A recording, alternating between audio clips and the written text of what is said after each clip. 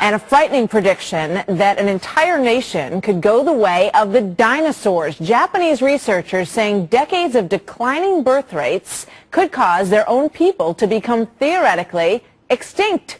David Piper is live in the region.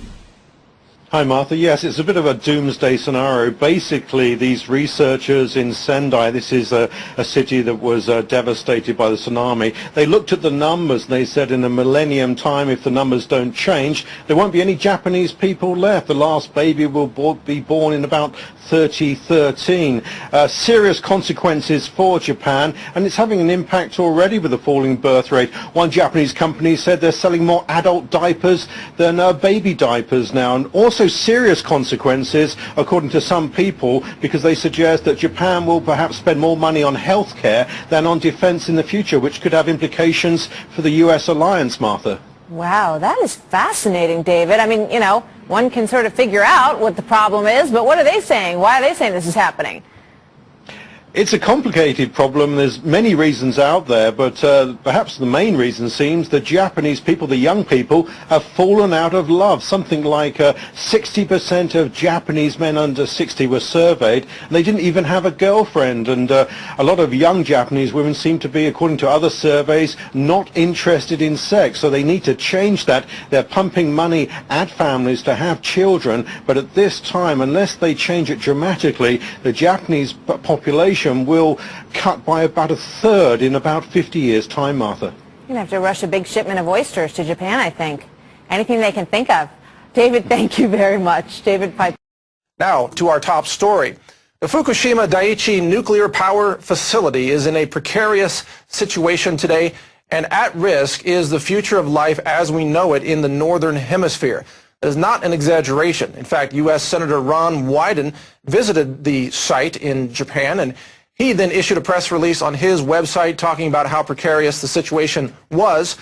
Also, a former Japanese ambassador was there and issued a release talking about how the fate of the world depends on reactor number 4. Now, we covered this on Natural News. It's also been covered, of course, at Infowars.com. And in that story, we talked about how the cesium-137 radiation that could be emitted from reactor number 4 is extreme. And here's the quote from the former Japanese ambassador. Quote, "It is no exaggeration to say that the fate of the whole world depends on the number 4 reactor." And why is that the case? Because there are thousands of rods of fully spent and partially spent fuel rods.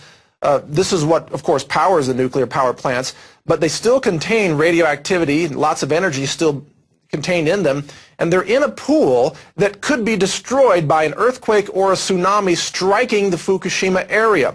And that could happen at any time. Even a 7.0 to a 7.5 magnitude earthquake could take out that pool and cause this nuclear material to combust, to literally burn right into the open air, releasing a plume of radioactive elements, including cesium-137 and cesium-134, which would then drift into North America from about 6 days to 10 days, and then it could blanket much of the northern hemisphere thereafter. Now, if this could cause North America to become uninhabitable by humans, as you can see. This is a quote from a story that I wrote, I believe. Up to 85 times the radiation release from Chernobyl has been calculated. Now, what's interesting is today on the Alex Jones show earlier, we did have nuclear industry expert Arne Gundersen on, and we asked him about that figure 85 times, and we fact-checked it with him. He said he wasn't sure exactly where that was calculated, but he then did confirm that at least 20 to 30 times Chernobyl's radiation was contained in the nuclear fuel rods still being stored at the Fukushima Daiichi site. And if there is a fire, if there is an earthquake, if there is even a terrorist attack on that facility, it could unleash unprecedented levels of radiation across North America and around the northern hemisphere. So this is a massive risk, and most importantly, this is the big part.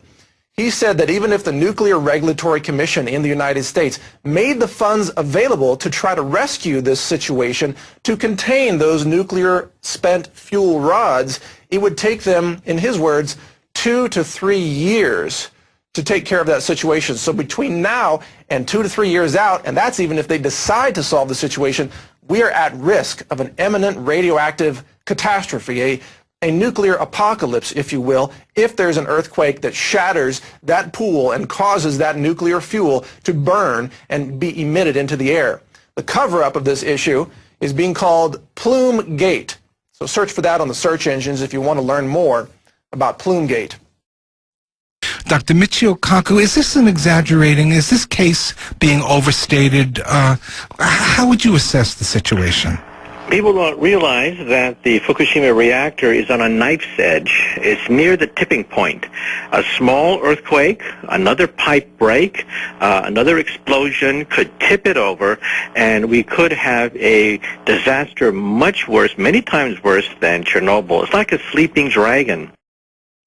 The agency that oversees Japan's nuclear industry says it pressured the country's nuclear watchdog to not tell the truth about aging plants. The revelation comes as Japanese officials try to increase transparency in the industry. We apologize.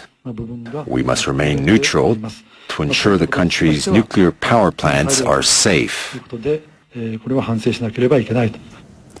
The Commission toughened up its earthquake resistance guidelines for nuclear plants 6 years ago. It turns out the agency pressured the Commission to state that nuclear plants built under old guidelines were safe against earthquakes. The agency was afraid that journalists and lawmakers would criticize the decision to keep older plants in operation, and members feared they would end up in lawsuits and plants would be forced to shut down. The latest from Fukushima is, and I was shocked when I saw this hit the wire service just 2 weeks ago. We know there have been partial meltdowns before. 3 Mile Island, Chernobyl. The core collapses, but still some of it is intact. It's a partial meltdown. The latest result from Fukushima is the nuclear power plant suffered a 100% liquefaction. The core completely liquefied. There's nothing left. There's no hulk. There's no remaining collapsed core. The core completely liquefied. Last year's meltdowns and explosions at Fukushima Daiichi contaminated topsoil across a wide area of northeast Japan. Where to locate facilities to store radioactive soil has become a crucial issue. The Environment Minister has asked residents near the nuclear plant to accept an intermediate storage facility. Goshi Hosono met more than 200 residents of Okuma town, which hosts the damaged nuclear plant. All the residents were forced to evacuate their houses. Hosono stressed that interim storage facilities are needed for the vast amount of radioactive soil. Many residents questioned the need for the storage facilities to be in their town. Others feared an increase in radiation levels. I wonder how much the government takes us seriously. We just want to regain safe places to live. The government considers the most urgent and crucial issue to be securing the livelihood and economic stability of the residents. The government is also asking 2 other neighboring towns to accept the intermediate storage facilities. Rice planting on a test basis has begun in a village near the crippled Fukushima Daiichi nuclear power plant. This comes after the central government lifted its ban on entering Kawauchi village in April. Rice planting in the area had been banned at all paddies following the nuclear accident last March.